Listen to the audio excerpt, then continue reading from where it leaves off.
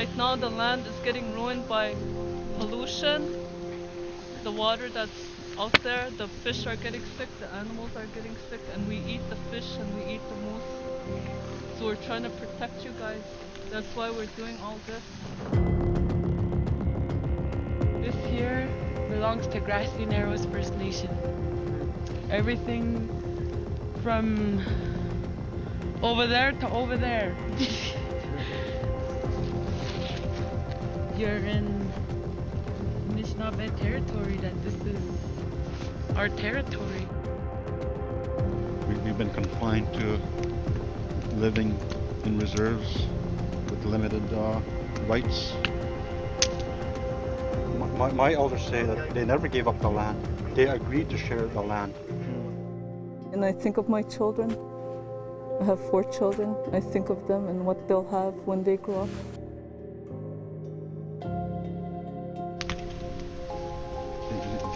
These kids that are here I think they realize that, you know, what this fight is about. And here, this is we follow Creator's law here. We don't follow the government's law, or we follow the 7 sacred laws.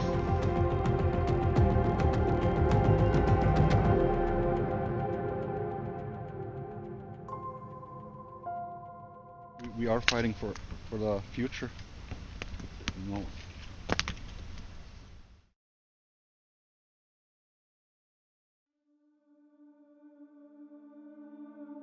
Seemingly endless rows of spruce and birch hug the narrow roadside, guiding the way to Grassy Narrows First Nation. Each twist and turn, a reflection of the community's own journey.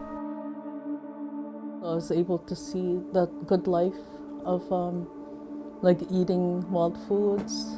We were mostly always outside, either swimming or being in the snow, or like we were hardly ever inside. Judy De Silva is a resident of the First Nation.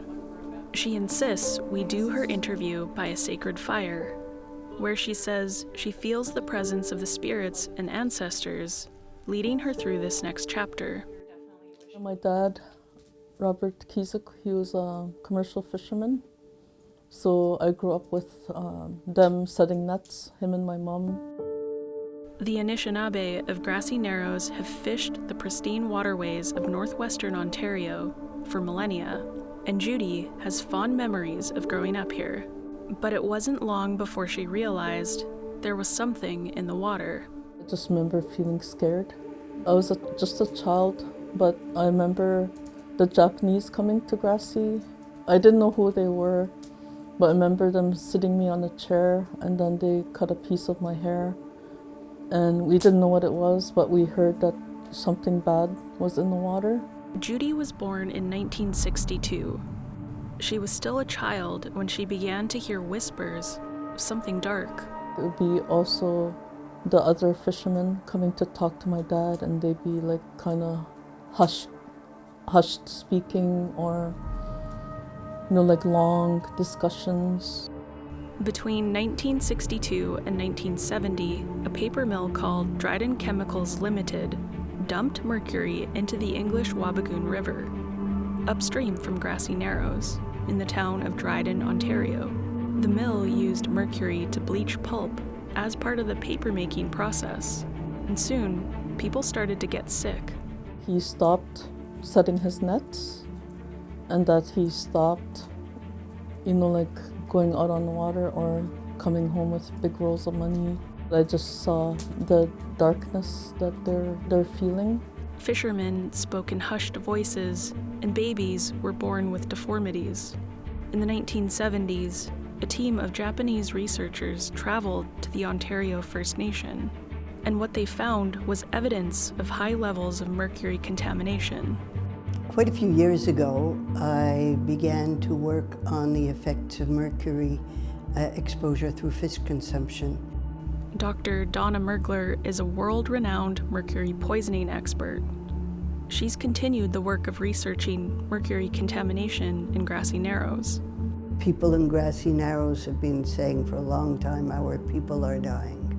And what we did was we showed it with numbers, that with statistical analyses, yes, what they're saying is right. And knowing that the mercury levels were so high, there was no follow-up of the health of the people of Grassy Narrows.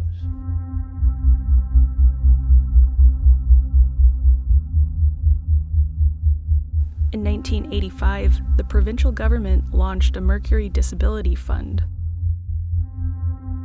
And study after study shows a much higher percentage of the community has symptoms of mercury poisoning. In 2020, the federal government agreed to fund a mercury care home, but that has yet to break ground. Despite the mounting evidence, the people of Grassy Narrows are still left without the follow-up care they desperately need. And many people say the government still has a long way to go in rectifying the damage. I'm seeing it in my kids. I'm seeing it in a lot of children, the effects of mercury. Mentally, physically, it's sad.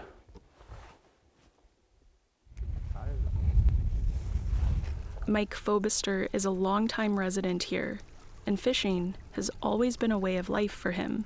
I went to the doctor, what I'm feeling in my body, my tingling feet and tingling fingertips and shooting pains on my arms and my legs. I thought maybe it was diabetes. I was kind of worried. Testing ruled out a diabetes diagnosis, and the 48-year-old says he thinks there's a reluctance from medical professionals to call it what it is: mercury poisoning. Dr. Donna Mergler says more can be done. All that's been said is, well, you're not sufficiently poisoned. Well, it's difficult to make a diagnosis in the first stages of many diseases. It's kind of, I don't know, I wish they would say, you know, the government or somebody would say that that it's mercury, you know. I wish they would just admit that we are poisoned. How long does it usually take? Sometimes you can get them right away. Many people still fish for sustenance, the traditional way of life. But for Mike, it's hard to forget there was once a booming fishing industry here. Lake of the Woods, just an hour south of Grassy Narrows, is a thriving fishing and tourism destination, and home to luxurious lakefront properties, a stark contrast to Grassy Narrows. We're at the Grassy Lodge that was open in the 60s and the 70s, and they had to close because of the mercury. They employed a lot of the people from Grassy, and when the mercury hit, you know, they lost all their jobs, they lost their livelihood. There was a lot of tourism that was happening before the mercury hit. Just imagine if the mercury wasn't in the water, like what would our life be like today, you know? Would it be, you know, would we be thriving? Would we be living that life of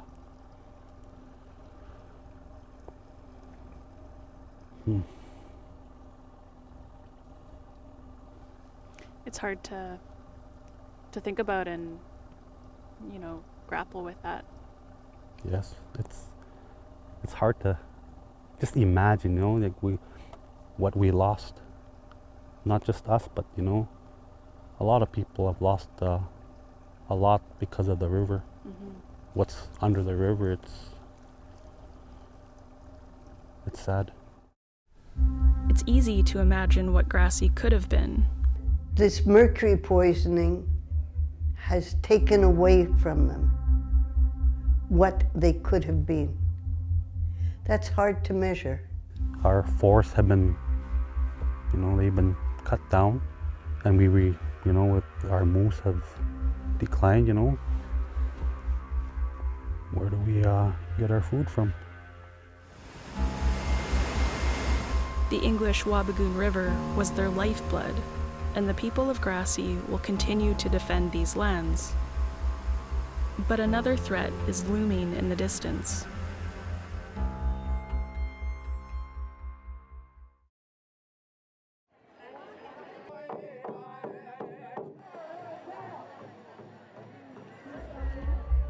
This past September, thousands of supporters and community members took to the streets of Toronto to protest mercury contamination in Grassy Narrows. It needs to be addressed, and the people involved need to be held accountable. I dealt with seizures at age 2, you know, and I dealt with, you know, I have constant headaches. Our elders that are sick, a lot of them have died with mercury poisoning. Mercury contamination has affected 3 generations over the last 50 years, and Grassy Narrows is still on its path of destruction. The grassroots movement is seeking compensation, an end to industrial activity on their homelands, and remediation.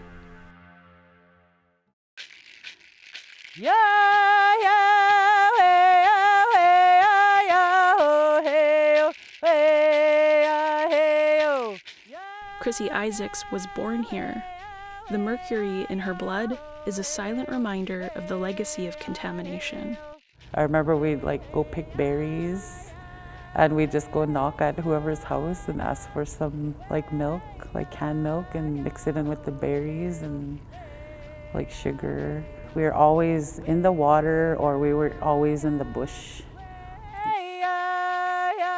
As she got older, living in the shadows of pollution fueled her need for change. Me and my sister, we went out one night.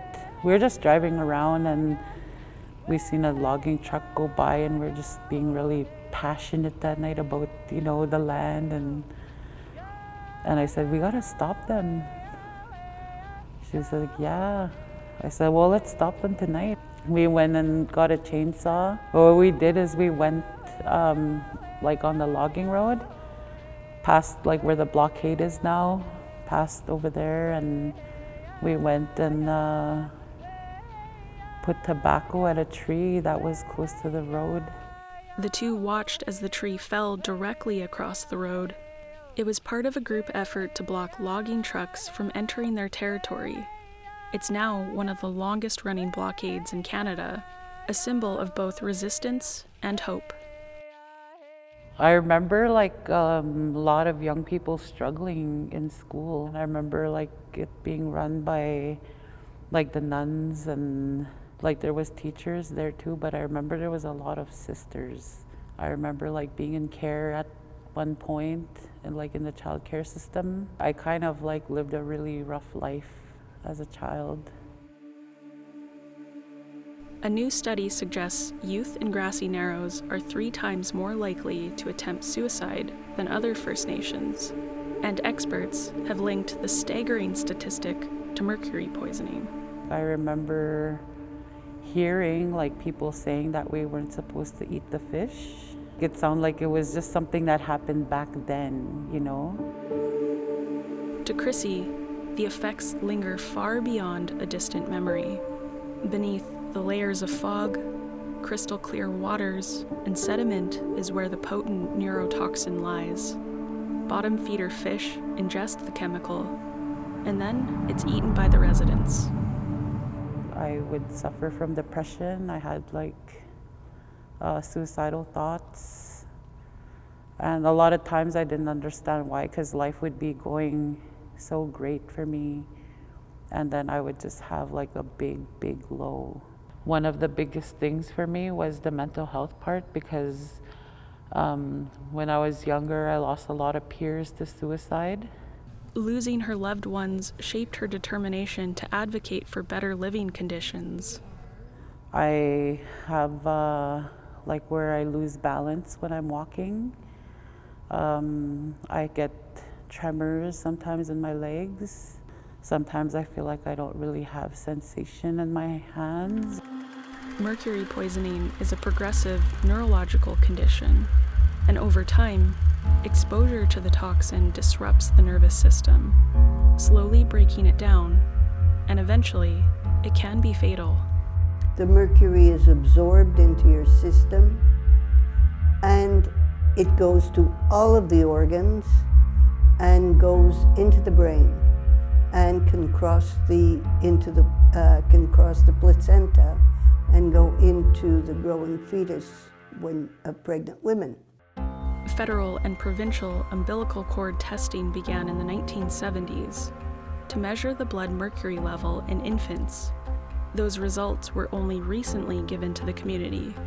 The leadership of Grassy Narrows repatriated the results and shared them with Dr. Donna Mergler for further analysis. When I was born, apparently I was born with like a high amount of mercury in my blood.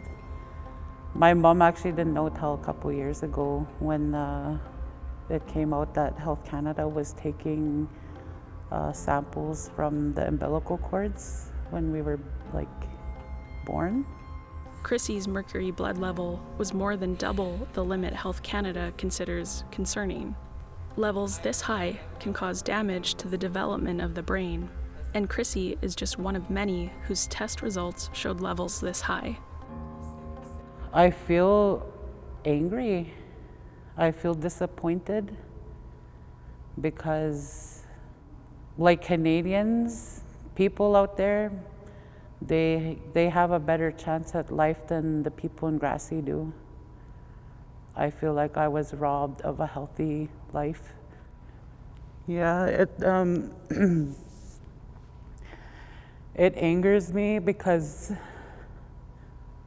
like in the studies, they say our life expectancy in Grassy is 50 to 60 years. I'm 44, and I feel like at this age I have to fight to live. Why have so many lives been lost?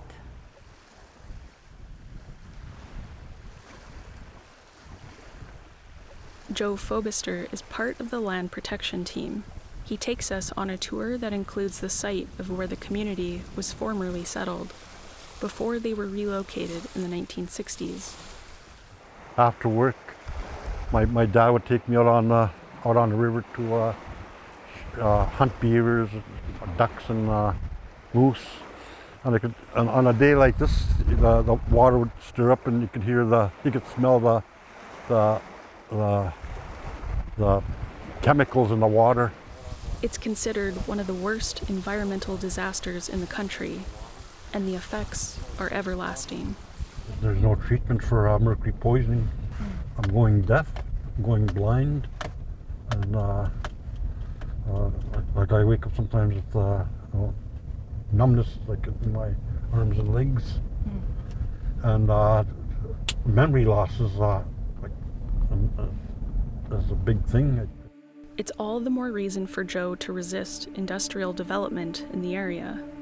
I don't want to see that with my grandkids, my great grandkids. No, I want them to have a healthy environment when they come to age. That's what I have to worry about. I don't know what it's going to be like after I'm gone. He spends much of his time in his truck patrolling the lands. So when you're driving these roads as part of your job, what is it exactly that you're looking for? Well, we look for any signs of people digging or cutting trees or marking trees. And, we have to investigate, to see what they're doing. A 10-year ban on logging is in effect here. The government of Ontario issued 4,000 permits for mining claims, without the consultation of Grassy Narrows. This summer, the First Nation filed a lawsuit against the Ontario and federal governments for failing to protect against or remedy the effects of mercury contamination. So what would the procedure be then if you did find something or someone trying to... Well, we give them notice that there's a ban on industrial activity. We give them notice, and if they don't comply, then we can take legal action. He says the people of Grassy are prepared to take legal action if their Indigenous rights are not upheld, and if mercury contamination and the logging and mining developments weren't enough, another threat lingers in the distance. It frustrates me that, you know, the nuclear or whatever management organization say it's safe. Not just going to affect us, it's going to affect the whole region. It's dangerous. It's a crazy plan to buried up here. We have a lot of accidents. Like every winter, we have accidents on Highway 17. So storage itself, I don't know how they say it's safe, but I don't believe that. The concerns are mounting.